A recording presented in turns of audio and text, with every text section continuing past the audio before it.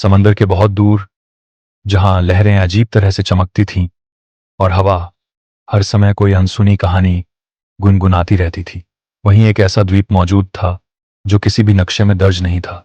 पुराने नाविक जब भी उस दिशा से गुजरते तो अपनी आवाज धीमी कर लेते। कोई कहता था वहां रात में आग उड़ती दिखाई देती है, कोई कहता था कि वहां पेड़ चलते हैं और पत्थर बातें करते हैं।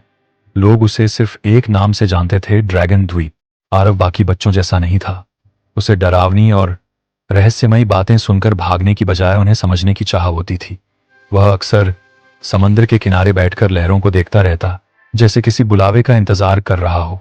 एक शाम जब सूरज लाल होकर डूब रहा था, उसने पानी में कुछ चमकता हुआ देखा। पास जाकर उसने एक पुरानी कांच की बोतल उठाई। भीतर एक चिट्ठी थी जिस पर अजीब से चमकते अक्षरों में लिखा था, जो डर से आगे देखने की हिम्मत रखता है वही इस द्वीप तक पहुंच सकता है। यहां खतरे भी हैं और दोस्ती भी। उस रात आरव को नींद नहीं आई। अगली सुबह वह एक छोटी सी नाव लेकर समंदर में निकल पड़ा। शुरुआत में सब सामान्य था, पर कुछ दूरी पर पानी का रंग बदलने लगा। हवा भारी हो गई, आसमान धुंधला सा दिखने लगा। अचानक सामने एक द्वीप उभर आया। जैसे ही आरव ने उस पर कदम रखा, उसे लगा यह जगह जिंदा है। पेड़ अपनी जड़ें हिलाते हुए चल रहे थे, चट्टानें जमायां ले रही थीं और फूल रंग बदल बदल कर चमक रहे थे। तभी झाड़ियों के पीछे से छींकने की आवाज आई और धुएं के साथ एक छोटा सा ड्रैगन बाहर निकला, और उसकी हर छींक के साथ आग की जगह रंग बिरंगे बुलबुले निकलते थे। उसने कहा, मेरा नाम फुल्कू है। उसकी आवाज में डर भी था और उम्मीद भी। फुल्कू ने बताया कि हमारा आइलैंड खत्म होने वाला है, हम सब मर जाएंगे। अगर जादुई क्रिस्टल अपनी जगह वापस नहीं लौटा तो यहाँ रहने वाले सभी क्रीचर पत्थर बन जाएंगे। आरव ने एक पल भी बिना सोचे कहा कि वह मदद करेगा। दोनों साथ निकल पड़े। उन्होंने ऐसे जंगल पार किए जहां पेड़ रास्ता देने से पहले सवाल पूछते थे। उन्होंने एक गुफा देखी जहां डरने से आवाज और डरावनी हो जाती थी, लेकिन हिम्मत से गाना गाने पर वही गुफा रास्ता दिखाती थी।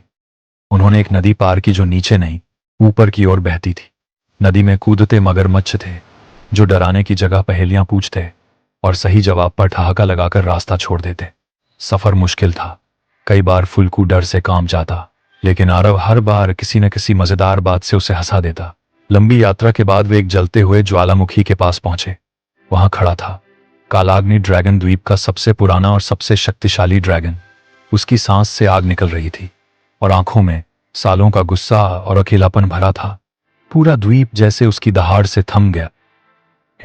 तुम्हें लगता है लोग बदल सकते हैं? तुम्हें क्या पता अकेलापन क्या होता है? आरव ने पीछे हटने की बजाय उसकी आंखों में देखा।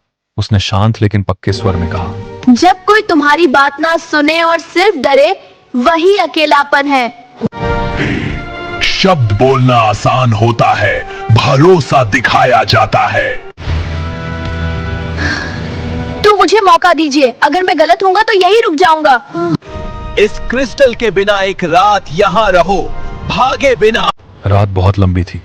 लपटें उठती रहीं, जमीन हिलती रही, अजीब आवाजें आती रहीं।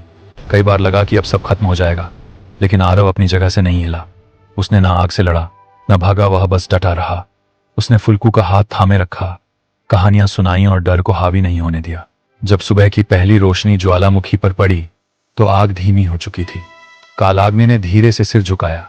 मैंने ताकत को गलत समझा। तुम लड़े नहीं, फिर भी टूटे नहीं।